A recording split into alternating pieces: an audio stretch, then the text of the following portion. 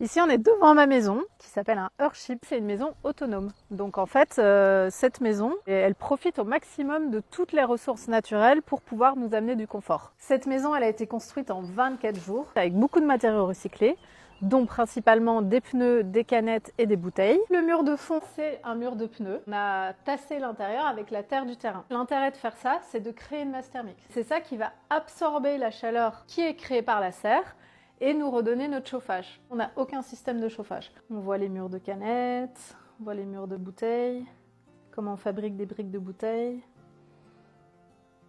En été, on cherche l'inverse, on cherche de la fraîcheur. On a des puits canadiens, là ils sont ouverts. Donc ce sont des longs tuyaux de 12 mètres qui sont enterrés sur la terre. Ce système-là, en fait, c'est de l'air conditionné 100% naturel, sans moteur, complètement low-tech. Il n'y a pas grand-chose à dire sur ma facture d'électricité, on n'a pas de facture. Nous, on n'a rien inventé du tout. C'est un concept qui a été créé par Michael Reynolds, un architecte américain. Il y a eu 50 étudiants qui sont venus sur notre chantier se former à ces techniques-là. Le projet total nous a coûté 250 000 €. On rentre dans le premier sas de la maison qui va nous emmener dans la maison et en fait ça va d'abord nous emmener dans la serre. Elle est remplie de plantes. Elles sont un peu au paradis ici parce qu'elles ont à la fois un maximum de lumière, de la chaleur, du soleil et les pieds dans l'eau. On n'a même pas besoin de les arroser parce qu'elles vont elles-mêmes chercher à la fois de l'eau et de la nourriture dans nos eaux grises. C'est les eaux qu'on a déjà salies une première fois en se lavant les mains, en prenant une douche. Cette eau-là, elle va être réutilisée par les plantes avec un système de pente classique sans pompe, sans rien. Cette eau-là va couler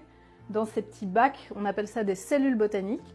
On a des verveines, on a des agrumes. Notre plus grand plaisir, c'est de pouvoir avoir des bananes en Dordogne. Là, je vous emmène dans la salle de bain. Ici, on a un mur de bouteilles. C'est des petites bouteilles de jus. Donc l'idée, c'est toujours de mettre un maximum de matière recyclée partout où c'est possible. On a ce fameux mur ici de bouteilles transparentes. Donc là, c'est juste les culs des bouteilles qui ont été assemblés pour faire une brique. Il y a un petit peu d'air, donc ça permet d'isoler un tout petit peu. Et puis surtout, il y a un jeu de lumière qui permet d'amener de la luminosité. Ça nous a pris plusieurs mois pour récupérer toutes les matières. On a été voir des bars, des restaurants. On va aller faire un tour dans le potager à l'extérieur parce que l'idée de vivre en autonomie, c'est aussi d'aller vers l'autonomie alimentaire. Ça, c'est la phytoépuration. Nos eaux noires vont être déversées ici. Les roseaux vont se nourrir de nos bactéries. L'eau va être déversée sur le terrain, donc continuer à nourrir aussi les plantes du terrain. C'est un potager paresseux, sauvage et qui mélange plein de techniques. Il faut tout le temps être en train de tester et d'apprendre. J'essaye